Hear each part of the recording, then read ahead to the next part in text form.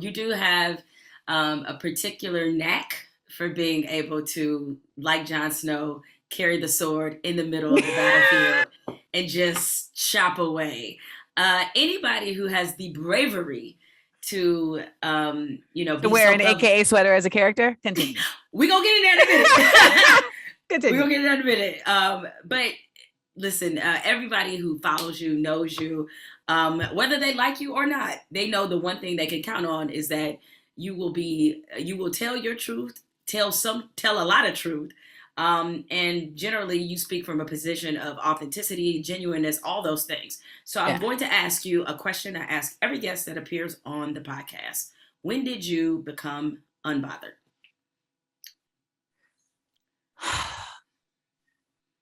I think after I had my miscarriage, which is very recent. I mean, that was a year. Because then you're just like, man, fuck y'all, man. Like, now I've gone through like actual life things, and this is just dumb. Like, and I think there was like a series of events that happened between 2019 to 2020 that really just like forced me to become unbothered. And I've been bothered that long, like up until that point. Like, I'm not somebody who was like, I don't care about y'all. I definitely care. And I care because I would love to be loved by the people I love. I love Black people. Like, I love being a part of this community diasporically as an American, etc. And I say that specifically because I don't care if like racist white people don't like me. Like, I genuinely, I'm like, why would you? But it really did like, used to like get under my, my skin, like in a very real way, when folks that I would, if I saw them getting in trouble if I saw them getting pulled over, I would have like I would have put myself in the situation. Like, I am that person. So when I see the hatred that folks be having for me for no reason, like, it just really started to like eat at me. And then at a certain point I had to become unbothered just to enjoy the rest of my life. I listened to that podcast, as I do many episodes of Small Doses, where you talked about your pregnancy loss during Pregnancy Loss Awareness Month. I was unaware this was something that was, a month either, in a special designated month.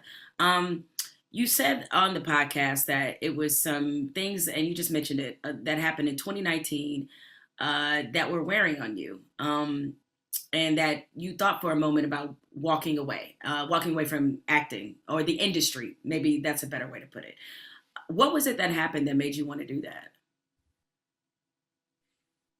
I mean, being kicked out of an Emmy party for no fucking reason. I mean, that was one of the things that was kind of like a pinnacle point where it was just like, if this is what it's about to be in the mix of this, I don't want to be in the mix of this. Like, this is corny. And I know for some people who are listening, they're like, a party was going to make you leave. But it was like, it was a final straw. And if you're in this town, it's a very small town. Black Hollywood is a very small enclave of people. And so, it was like a moment in time where I just realized, like, what I had imagined I was walking into is actually the opposite. And that was a very jarring thing for me to kind of really grasp.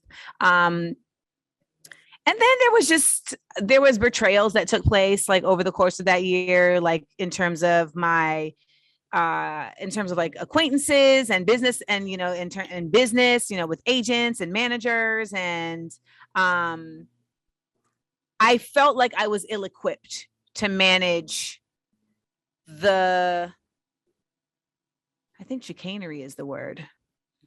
I'll find it better. The fuckery. I felt like I was That's direct. I felt like I was ill-equipped to manage the fuckery. And I felt like when I was doing music, I reached a point where I was like, oh, this business of music is making you dislike music. And I went through the same thing when I worked at the Gap. It was like being a greeter is making you hate the Gap. And it was like, it's time to quit the Gap because you love the Gap. And that's where I was my freshman year of college. Like I had, and then the same thing happened with music where it was like, dang, like I got to leave music because it's making, like the business is making me hate this thing that I love. And so then I faced that crossroads again, this time with TV and film.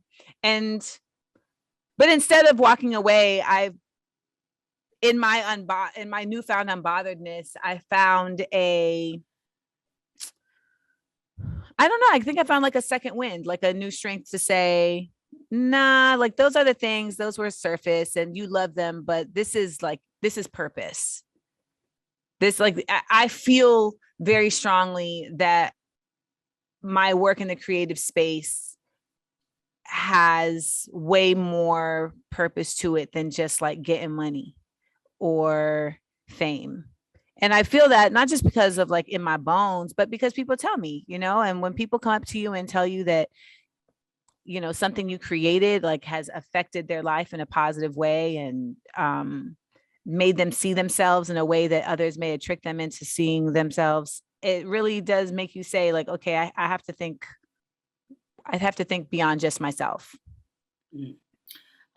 Yeah, also on that same podcast, you said that when you lost the baby, you talked about the gratitude you experienced, not obviously for losing the baby, but just it seemed like you were saying for the experience overall. What exactly were you grateful about?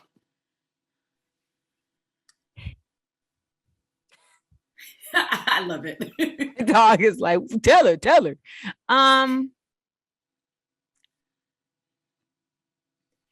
I just feel like I had gotten caught up in the superfluous. Like I really feel like I had got swayed by the peanut gallery of it all. And it's very easy to do. And so on one hand, it was an experience that I needed to have to remind me of just how valuable my life is. And don't you make me cry, Jemele. I'm just asking a question. That's all. Hold on. I was about to get a cancer emotional. Okay. Just how valuable my life is. And as a woman, I don't know how to even say, like, it's like, I don't know that I have the words yet to even properly verbalize, but just in my experience in this woman body, it was perspective changing. It just made me feel more grown. I pardon if I sound real basic right now, because I'm thinking in real time, because it's existed more as a feeling than as something I've articulated yet.